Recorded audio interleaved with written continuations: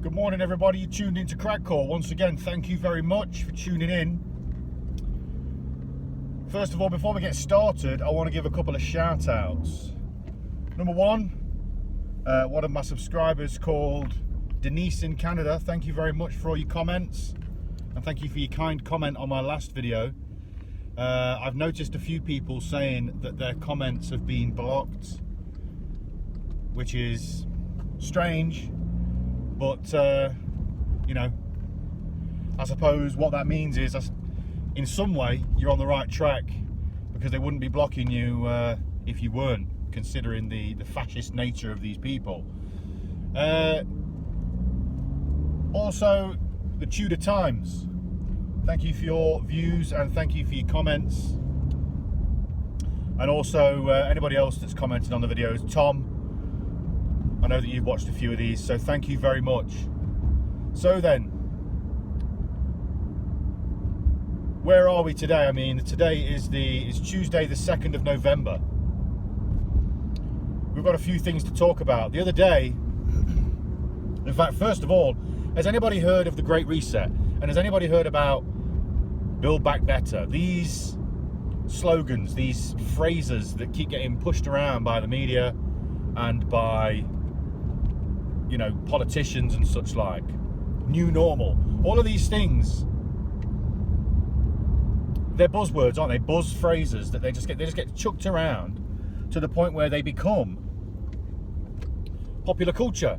And at that point, people stop caring about it, which means it's whatever it is that's going to come in off the back of that is able to slip in under the radar, because now nobody cares about it. It's a bit like predictive programming and what they do with films and these kind of things. If you've seen it in a film and somebody says, oh, you know, I've heard on the independent media that the shadow government and stuff is planning on this or planning on that, people are, you know, if they've seen something similar in a film, they'll just go, oh, well, you know, I've seen that in that film, you know, and therefore pay it no attention because it's in popular culture now. So hiding things in plain sight is extremely valuable to these people. Now, when you look at things such as the new normal, the Build Back Better, and the Great Reset, you've got to start asking why these things are being put into popular culture. Now, it could be a good thing. It could be. You know, I personally do believe we need some form of change. But does that come about in the ways of a reset? Because reset means you go back to the beginning, doesn't it? And if whatever's brought us here today is all been bad, and we've kind of reached this point in our society, in the world, that we actually are needing something massively and drastically to change, is a reset really what we need? Because then ultimately, are we then not just giving ourselves the opportunity to redo all the mistakes that have brought us here again? Surely what we need is a great reform, not a reset. What we need to do is look at what it is that has brought us here, the actual issues, and then ask ourselves, how can we get out of that? What can we do that's different? I mean, what's brought us here, you know, without any question of a doubt, is fascism and overreaching powers by the government. Now, I heard about something the other day called continuation of government. I think that's what it's called. Is it continuity of government? I can't remember. Something like that. It's COG anyway. Look it up. It's a very scary thing, man. I'm not going to start saying what it is, because I've not done enough research yet to be able to give a proper and educated overview of what that is. But from what I can gather, it's not all that good. So look it up yourselves and see what it is you can find out about it. So, where am I going with this? Well, he asks himself. Where was I going with this? No, ultimately what's triggered this video is I saw an advert the other day on television, advertisement, and I don't usually watch TV, but we'd left the TV on for the dog because we were going out, and with it being around Halloween and stuff, people like to let off fireworks, so we put the television on while we were out so the dog could have a bit of distraction. And we got back, and I sat there on the sofa for, a couple of minutes, and the TV was still on, obviously. And at this point, a few adverts had come on. I usually mute them, but I'm glad I didn't. I was doing other things. And I couldn't believe what I saw. Basically, this television advert was promoting these, I think it was Tesco, these plant-based, I think that's their range, it's called plant-based. These plant-based beef burgers. Now, there's nothing wrong with that. There's nothing wrong with promoting plant-based food, because there are plenty of people out there that want to eat that stuff. And I mean, give it its dues, it's come along a lot, isn't it? In the past couple of decades, you're not eating lentil stew anymore or lentil soups. You can actually get a burger that tastes, in some respects, sometimes, I've had a lot of these things myself, better than a normal actual beef burger. But the thing that triggered me and that piqued my interest in this was the fact that they were talking about doing your bit to save the world. And small changes, such as eating plant-based foods, can make all the difference with regards to saving the planet. Now, I mean, this is quite clearly narrative-driven, man. This is agenda-driven, because at what point does becoming a vegetarian save the planet? I mean, I get it, over farming and stuff is bad for animals, and the conditions that they are kept in aren't very nice. And maybe cutting down our consumption of meat to around about 50% would perhaps be better off, but for the animals.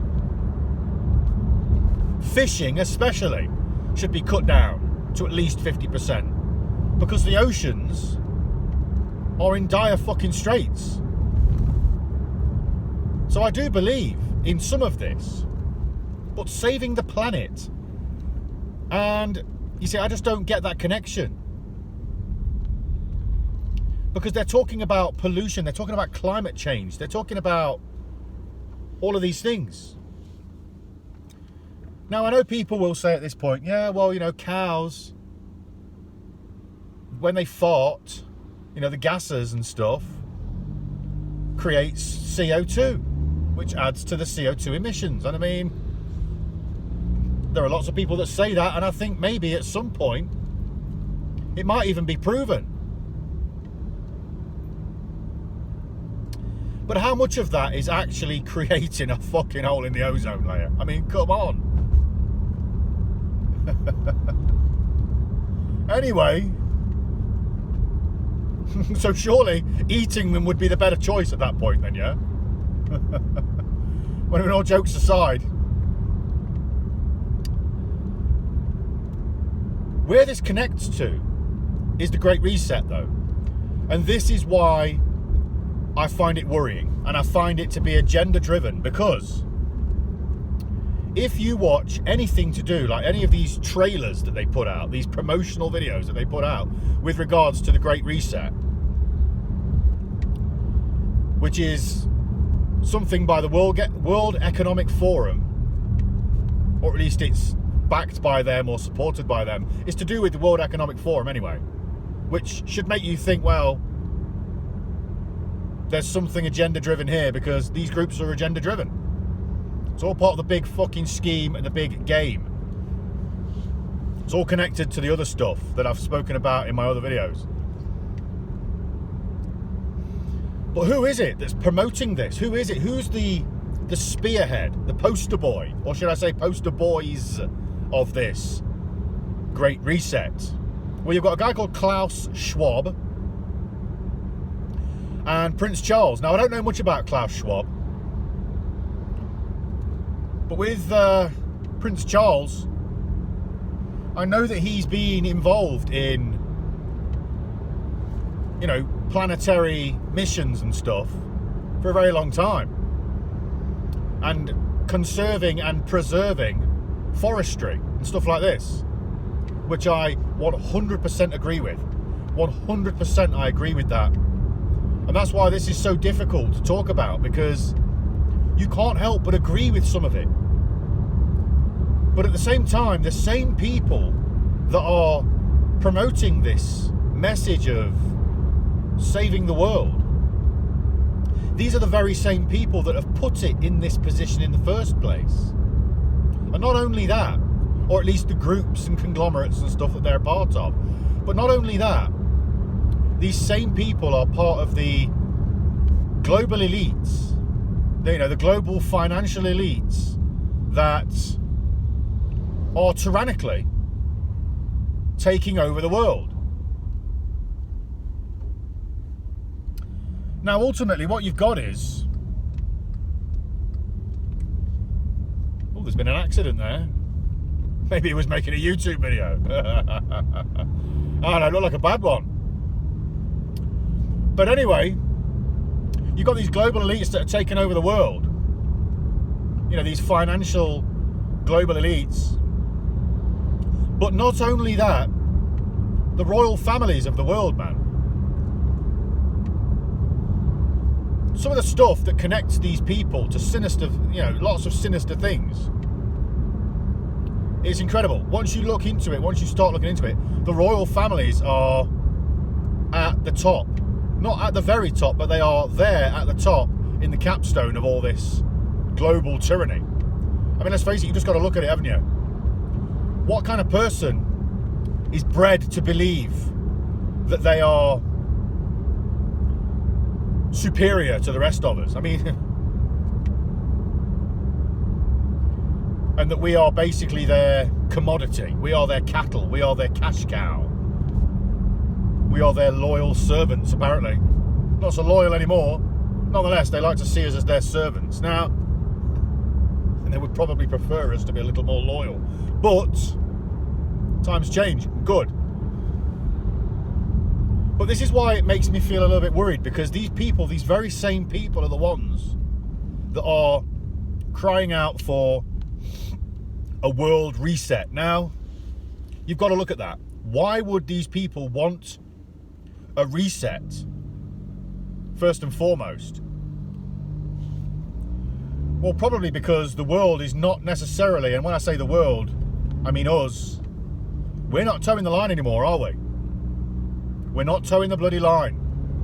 Because we're all starting to wake up to it. We're all starting to have an awakening where we realise, actually, these people are fucking bullshit. And they don't deserve our servitude. Nor should they ever either have it or have had it in the past. We are sovereign individuals, all of us. And we do not fucking live to serve some pompous git living on a fucking hill somewhere in a castle sitting on a throne. We don't, that's not what we're here for. So when you see these people talking about a great reset, you've then got to say, well, we're not towing the line anymore. We can all see through the veil. No wonder they want to start again. But how do they need to do that? Well, you've got to ask how. Once you've looked at the why, you've got to look at the how. And the how is quite simple. They make it attractive. They create a problem, a long-term problem, because for something that's going to change the face of the planet, you can't just fucking fly 2 planes into a building like they have before. You know, that was a short, sharp shock that was going to bring about a short, sharp